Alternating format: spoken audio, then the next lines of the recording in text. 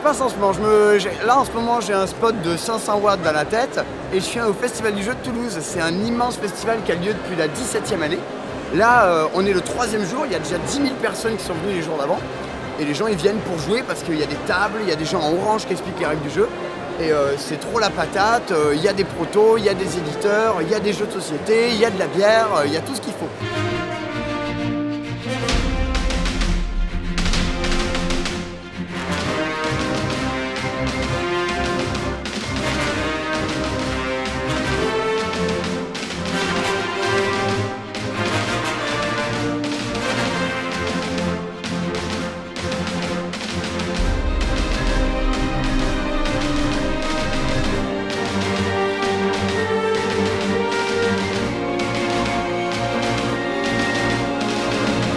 Alors le festival du jeu, c'est un truc qui coûte 3 bras et demi à organiser. Alors tout ça c'est très associatif, ça se fait avec des bouts de chandelle, avec un tel qui file un coup de main là-dessus, un tel là-dessus, et on compte sur les gens pour picoler pendant le festival pour arriver à financer tout ça. Alors du coup on a mis une campagne participative en ligne sur Hello Asso, avec une petite vidéo qu'on a réalisée avec des amis. Et là vous pouvez faire des dons pour dire ouais, l'entrée est gratuite et c'est bénévole et c'est grave cool et on veut que ça survive. Parce qu'aujourd'hui on n'est pas trop sûr que ça survive parce que dernière année, louer ses halls, tout ça, et la logistique et la sécurité, ça coûte un peu de la thune. Donc, vive le don. Gâteau, boisson fraîche. Pour la santé du festival, mangez plus gras, plus sucré et plus salé.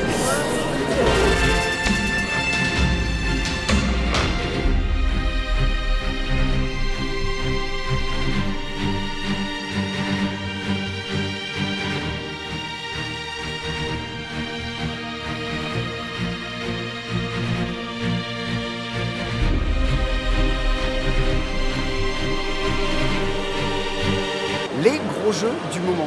Eh ben, si tu moi je travaille dans un magasin, donc par exemple les jeux qu'on nous demande le plus, cette année il y a un jeu qui s'appelle Terre Pirate, un truc avec des pirates sur une île, avec des trésors.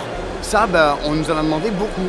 Un jeu comme Terraforming Mars, où tu dois coloniser la planète Mars avec tes cartes, ça pareil, c'est un truc qui cartonne.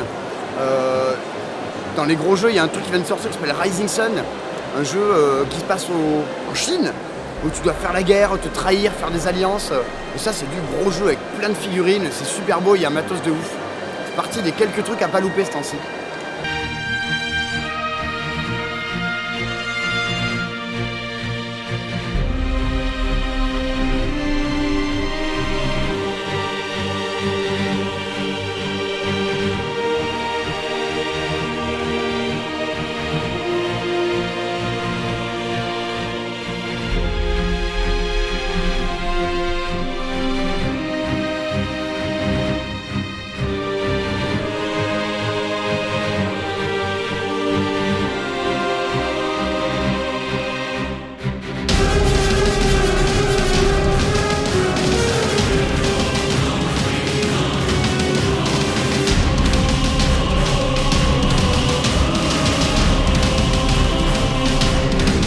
Je suis l'auteur et l'éditeur d'un jeu qui s'appelle Terre Pirate, d'une maison d'édition qui s'appelle Roussignol Édition, qui est née il y a à peine 6 mois.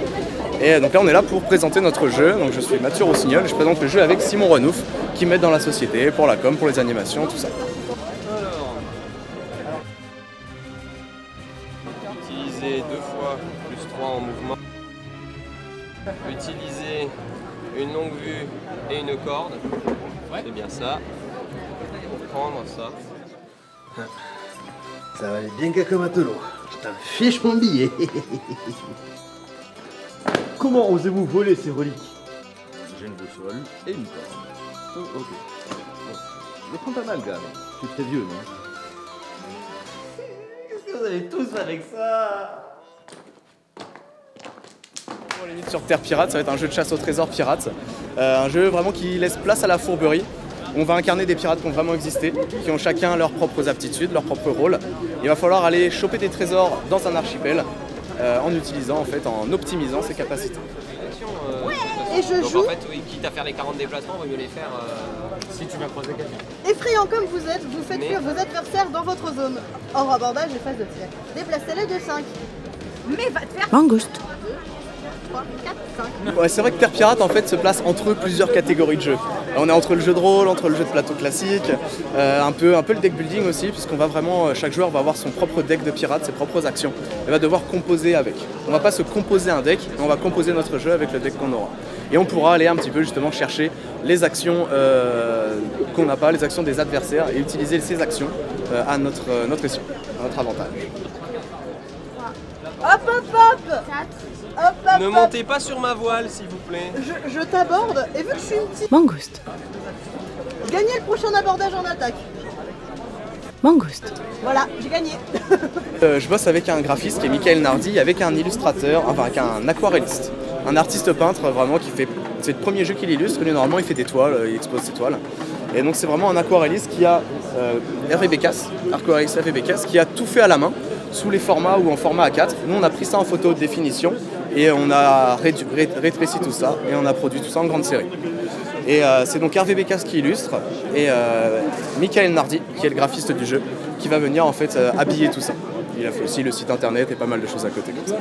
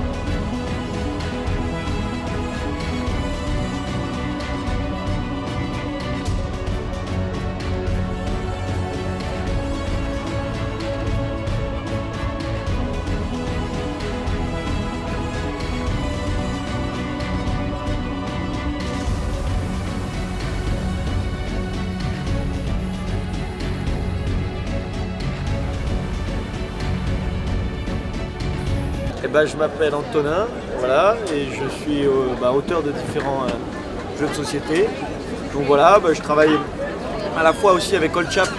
Donc Old Chap c'est une société d'édition où là je suis un membre de l'équipe, je fais du développement et de l'animation. Et puis après je travaille pour d'autres éditeurs en tant qu'auteur indépendant, où là je fais plein de petits jeux de toutes sortes. Alors là je suis avec Old Chap, donc je présente tous les jeux Old Chap, c'est-à-dire Gobit, t'as Panic Island, Parodin, qui est un jeu solo qui va venir en été, et Little Panic Island qu'on travaille en ce moment.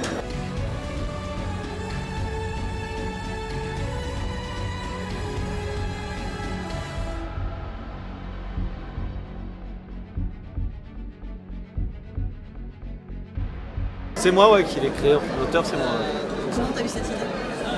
C'est le tout premier jeu que j'ai fait, pourtant c'est pas le tout premier qui est sorti, c'est vraiment il y a un moment, j'ai signé à Toulouse d'ailleurs, ici, festival il y a 4 ans maintenant, tu vois, et il sort cette année. Donc en fait c'est un jeu sur la bourse au départ, c'était un jeu sur la bourse. Et donc en fait tu devais te placer partout parce que c'était la bourse, Wall Street, et il fallait immédiatement gérer les cours qui pouvaient varier en même temps que tu jouais, et donc bien te positionner, tu avais une bande son, c'était pas un sablier, qui gérait la partie avec la bourse de Wall Street qui alternait comme ça. Et comment j'ai eu l'idée de base, c'est assez marrant, ça m'est jamais arrivé depuis. J'ai regardé une explication de jeu sur le net, j'ai rien compris et j'ai compris ce jeu-là et ça n'avait rien à voir et donc je me suis dit bon en fait je peux perdre ce jeu-là, il n'existe pas. L'anecdote c'est Vegas, le jeu Vegas qui est un excellent jeu. D'ailleurs Libellule, la première fois qu'ils ont vu le jeu, ils ont dit ah ouais c'est Vegas, c'est le même matériel. Je fais oui c'est le même matériel parce que mais après ça n'a rien à voir. Ok, du coup. Donc ici, 6 pour les verts, 2 pour les bleus, 2 pour les noirs, du coup c'est les 6 qui gagnent. C'est qui est vert? Moi. Du coup tu gagnes 3 machins. 2 et 3. On met ça sur le côté pour l'instant. Là c'est les verts qui gagnent. Tu donnes un point à tout le monde. Oh merde. Ouais. Merci d'avoir récupéré 3 points. C'est pile poil ce qu'il te faut, c'est cool. C'est parfait. Ah mais est-ce Voilà. qu'on peut l'auto-changer ça? Pour ça j'aurais dû mettre un... En plus avec le 5 t'aurais pu le changer. Ah non c'est 3 et 4, pardon. 3 et 4. Alors ici il y a 7 pour les rouges, 4 pour les noirs Et une branlée. et les bleus. Donc tu prends 7 points. C'est pas du tout la même chose là, alors c'est la part du développement. d'une boîte d'édition. Il faut savoir que selon la boîte dans laquelle tu bosses, parfois tu es très impliqué en tant qu'auteur, parfois très peu. Pour être honnête, avec Libellule, c'est pas moi le thème, tu vois. Donc je pourrais pas te dire c'est eux dans leur réflexion et tout ça. Moi on m'a dit voilà, c'est ce thème. Donc ça serait à eux de leur poser la question. Par contre, effectivement, il y a des fois sur Panic Island par exemple, on est passé de Rat des Villes et Rat des Champs à Panic Island et Cro-Magnon. Là je pourrais t'expliquer. Donc ça dépend de comment la boîte d'édition décide et veut impliquer l'auteur ou pas dans le processus. Halte, arrêtez-vous, la zone est sécurisée ici. Vous voulez rire? Vous avez pas vu l'énorme monstre de gelée là-bas? Justement, la ville est attaquée, aucun civil ici, foutez le camp. Mais je dois absolument passer, c'est capital. Dégagez, c'est un ordre. Mais puisque je vous dis que c'est gros, quoi. Foutez le camp. Merci beaucoup. Halte! Déclinez votre identité. Je suis l'assistant du professeur Willow et je dois procéder à des prélèvements biologiques. Au vu de sa blouse et du masque de chantier, cela confirme votre identité. Merci. Allez-y. T'es familier avec le concept de la carte d'identité? C'est mon premier jour. Ouais, ça se voit. Merci.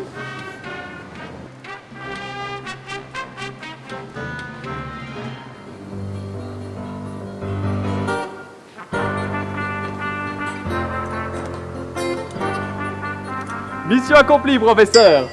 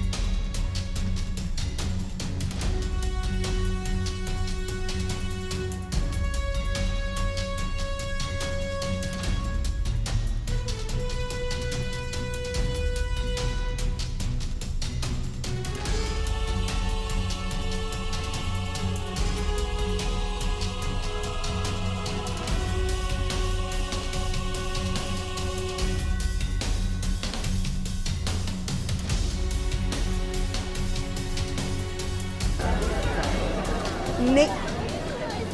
Blanc. Baguette. Chinois. Légumes.